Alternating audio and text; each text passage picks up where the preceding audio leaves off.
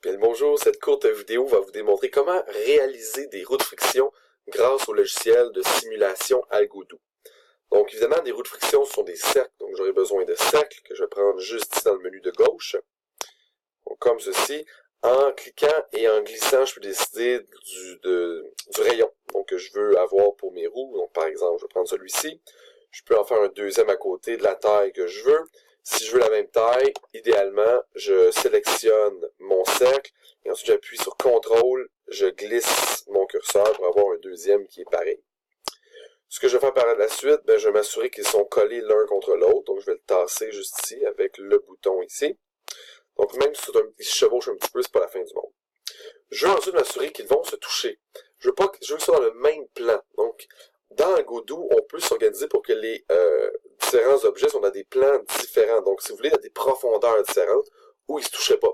Donc, imaginez que j'ai une roue qui tourne et que j'ai une autre roue qui est plus en arrière. Mais même si elle tourne, elle qui semble être vis-à-vis plus en arrière, elle ne tournera pas. Donc, pour m'assurer qu'elles sont dans le même plan, je clique avec le bouton de droite sur l'objet. Je vais dans Contact et je m'assure que le même contact groupe soit sélectionné. Donc, contact A dans ce cas-ci et dans l'autre, même principe, contact A. Ensuite, je vais fixer mes cercles sur l'arrière-plan avec une liaison qui est partielle, donc une liaison qui met une rotation. Pour ce faire, je vais lui rajouter un pivot. Donc, je vais aller cliquer le bouton de droite, je vais faire Action et ensuite ajouter un pivot centré. Vous pouvez aussi prendre le bouton qui est juste ici. Et la chose, c'est que c'est pas toujours simple de le mettre parfaitement centré. Donc, l'idéal, ce que je vous suggère, c'est d'y aller avec le bouton de droite, faire action, et ensuite, ajouter un pivot centré. Dernière chose que vous aurez à faire, c'est d'ajouter un moteur sur l'un des deux, donc celui de votre choix, donc par exemple celui de gauche. Je clique, donc je fais pivot, je clique sur moteur rotatif. Autre élément qui pourrait vous intéresser, regardez, dans quel sens est-ce que mon moteur tourne? Regardez, il tourne dans le sens présentement horaire. Regardez, la flèche qui est ici indique sens horaire. Si je veux qu'il tourne dans le sens anti-horaire, je vais indiquer sens inverse. Vous pouvez aussi décider de changer la vitesse du moteur.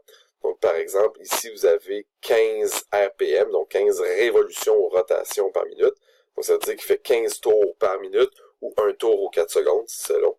Donc, je pourrais modifier le tout. Si ça devient, en fait, je peux le ramener très très proche de 0 ou le mettre, proche de... On fait le plus que je peux, c'est 450 tours. Donc, vous pouvez laisser à peu importe la valeur de votre choix.